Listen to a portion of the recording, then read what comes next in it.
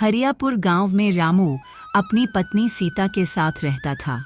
वो जंगल से लकड़ियां काट कर लाता और उसे शहर में बेचकर अपना जीवन बसर कर रहा था। सुनिए, कल दिवाली है, दूसरों के घर कल रोशनी से सजे होंगे, लेकिन हमारा घर ऐसा नहीं होगा क्योंकि अब हमारे पास पैसा नहीं बचा है। मैं हर दिन ज्यादा लकड़ियां काट कर लाता तो हूँ, लेकिन क्या करूँ, बाजार में आजकल कोई भी लकड़ियां खरीदता नहीं है, क्योंकि अब हर कोई गैस के चूल्हे लेकर आ गया है। लगता है अब कोई दूसरा काम देखना पड़ेगा।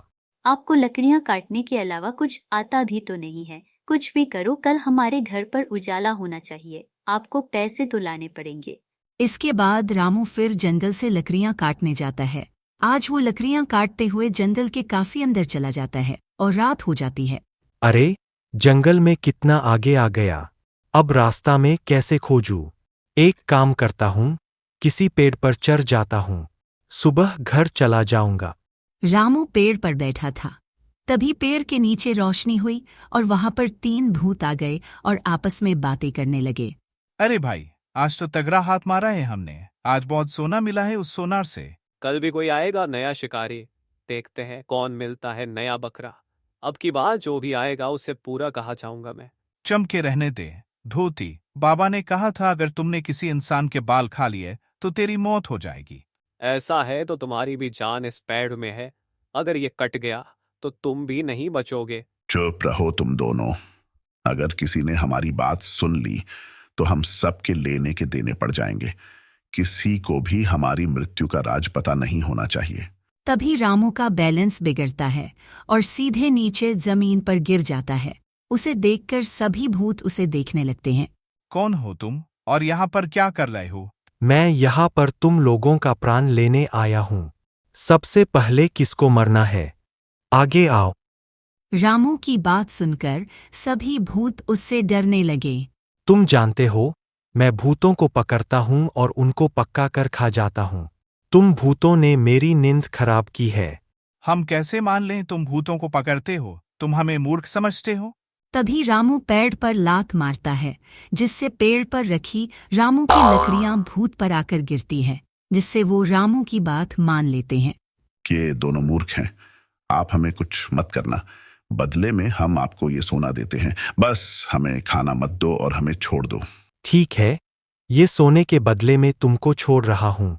अब चले जाओ यहाँ से। रामू लकड़ियां को वहीं छोड़कर सोना सीधे अपने घर लाया और अपनी पत्नी को सब बताया कि कैसे वो रास्ता भूल गया और ये भूतों से सोना मिला। तुम यूं इतनी जल्दी कैसे आ गए? और ये हाफ क्यों रहे हो? पीछे क्या कोई हाथी पर गया था क्या? धोती, बाबा, हमें उस भूतों के शिकारी से बचाइए जिसने हम आज तो छोड़ दिया लेकिन अगली बार नहीं छोड़ेगा। विस्तार से बताओ, क्या हुआ था तुम्हारे साथ जंगल में? इसके बाद भूतों ने बताया कैसे वहां पर अचानक एक आदमी आया और उन पर लकड़ियां गिराई और उन्हें वहां से भाग के आना पड़ा, जान बचा के। तुम तीनों मूर्ख हो। क्या भला भूतों को भी कोई मार सकता है? क्या तुम तीनों आपस में लड़ते रहते थे? इसलिए मैंने झूठ बोला था कि तुम्हारी जान पेड़ में है। वो सोने की लालच में फिर आएगा वहां पर। इस बार उसे मत छोड़ना। रामू की सोने की बात उसकी पड़ोसन रजो ने सुन ली और सीधे अपने पति को बताया। क्या तुम सच कह रही हो? कल रात को मैं वहां पर जाऊंगा और उन भूतों से रामू से ज्यादा सोना लाऊंगा। स्वामी, क्या आप फिर से वहां पर जाएंगे? नहीं सीता, मैं वहां फिर कभी भी नहीं जाऊंगा, क्योंकि लालच बुरी बला है। इस सोने को बेचकर हम हल और खेत ले लेंगे, जिससे हमारा जीवन सुख से कटेगा।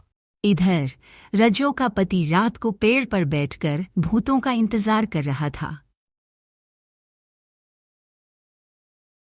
वो देखो, पेड़ पर बैठकर वो हमारा इंतजार कर रहा है। स्वामी ने कहा है उसकी कोई बात नहीं सुनना।